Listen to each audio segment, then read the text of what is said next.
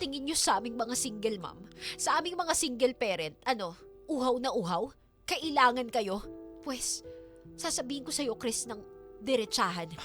Hindi ko kailangan ng lalaki para itaguyod ang buhay ko. At hindi rin ako uhaw sa lalaki. Kaya tantanan mo ko. Nicole! Hindi mo ko tanggap, akala mo makakaisa ka pa sa akin? Saglit nga, Nicole. Hindi ganun. Ang dami mo nang sinabi. Patapusin mo nga muna ako magpaliwanag, pwede ba? Tsaka huwag ka magtaas ang boses kasi maririnig tayo ng mga kasama natin.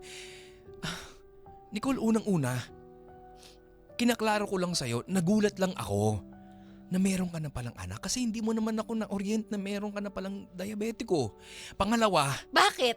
Kailangan ba gumawa pa ako ng PowerPoint presentation para lang ihayag sa'yo buhay ko? Nicole, saglit!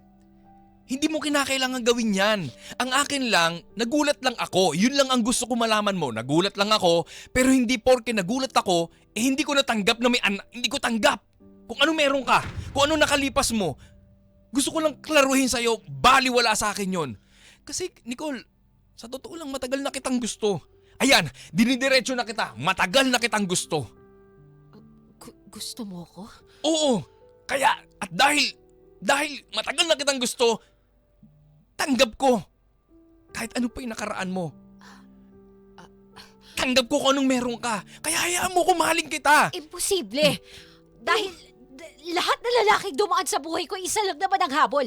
At pagkatapos nilang makuha yun, pag nalaman nila yung totoo, iniiwan nila ako na para akong basura. Pero Nicole, na para akong ginamit, na para lang akong plastic wrapper na kendig ninuyanguya. pero Nicole, magkakaiba kami. Magkakaiba kami. Huwag mo hiyaling tulad ko ano yung naranasan mo sa ex mo. Ganon din ang gagawin ko Pero sa'yo. lalaki ka rin. Parehas kami lalaki, pero magkaiba kami ng parang kung paano kami magmamahal. At kung hindi ka tinanggap ng ex mo, ako tanggap kita kung anong meron ka at kung anong nakaraan mo.